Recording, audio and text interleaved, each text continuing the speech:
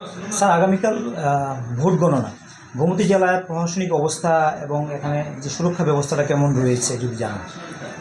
আমাদের গোমতী জেলায় তো স্পেশালি আর.কে.পুর থানার আন্ডারে যে স্ট্রং রুম কেবিএস স্কুল, সেখানে তো নিরাপত্তা ব্যবস্থা কঠোর করা হয়েছে। সাথে সাথে আমাদের ডিএম সাহেব 163 বিএনএস লাগু করা হয়েছে, আজকে থেকেই লাগু করা হয়েছে।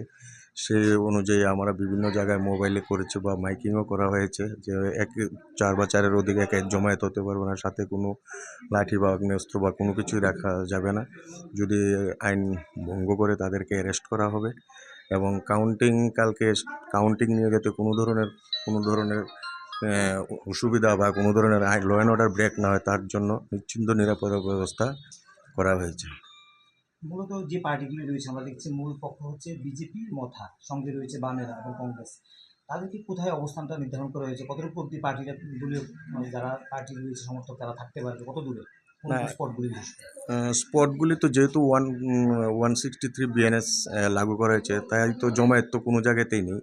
জাস্ট ক্যান্ডিডেট এবং পোলিং এজেন্টরা যারা আছে তারা স্ট্রং রুমে প্রবেশ করবে, আর বাকিদের কোনো জায়গায় কোনো জমায়েতের কোনো স্থান নেই। এই জায়গা যেহেতু 163 বিএনএস লাগু আছে, এখানে তো জমায়েত করা যাবে না। স্পেশালি পলিটিক্যাল কোনো জমায়েত তো হবেই না। এর ফলাফল আগের দিন আজকে কোনো প্রকারের কিছু ঘটনা কিছু কিছু না, আছে তো? এখন পর্যন্ত কোনো ধরনের ঘটনা নেই। আমাদের মোবাইল সর্বদিক দিয়ে আছে এবং সজাগ আছে। লোকজন যারা চলাচল করবে বিশেষ করে ব্রহ্মাবাড়ি থেকে যে জাতীয় সড়ক, এই জায়গাটা কি সম্পূর্ণ খোলা থাকবে? হ্যাঁ, রোড মেইন রোড খোলা থাকবে। মেইন রোডে কোনো অবস্ট্রাকশন থাকবে না। এবং শহরের অংশটা যেখানে যে শহরের অংশটা আমরা জানতে পারছি যে ত্রিপুরা মথাকে দেওয়া হয়েছে বিবেক সঙ্গের সামনে, যেটা না, না, না, না। এটা প্রথম যেহেতু এটা সবটাই ওপেন আছে, এখানে ব্যারিকেড করা আছে। হ্যাঁ, কোনো জায়গায় কোনো জমায়েত হবে না। কোনো পলিটিক্যাল পার্টির কোনো জমায়েত হবে না। শহরের লোকজন কি যে রাস্তা রয়েছে এটা খোলা থাকবে? শহরের লোকজন কাউন্টিং হলের আশপাশ দিয়ে তো চলাফেরা করতে হবে, সেই জায়গাতে ব্যারিকেড করা আছে। বাকি জায়গাগুলি তো ওপেন আছে, চলাফেরা করতে হবে।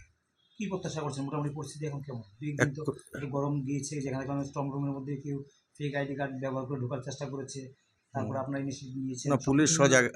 পুলিশ সব দিক দিয়ে সজাগ আছে। যেহেতু ফেক আইডি কার্ড করে দিয়ে ঢুকেছিল, তাদেরকে পুলিশরা ধরে ফেলে সেই অনুযায়ী স্পেসিফিক কেসও নেওয়া হয়েছে এবং কোর্টে ফরওয়ার্ড করা হয়েছে।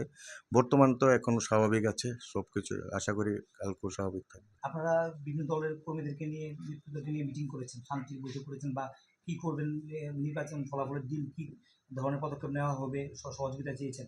তাদের কাছ থেকে কেমন বার্তা সাড়া পেয়েছেন, কি না, প্রত্যাশা করছেন? সবাই পজিটিভ সাড়াই দিয়েছে। হ্যাঁ, আমাদের পিএসও করা হয়েছে। এসডিএম স্যারও আজকে এসডিএম স্যারের অফিসে করাইছে, নিজের চেম্বারে মিটিং ডাকিয়েছিল সর্বদলীয় বৈঠকে, এবং সবার থেকেই ভালো পজিটিভ রেসপন্সই পাওয়া গেছে। তারা সবাইকে সহযোগিতা করবে বলেছে।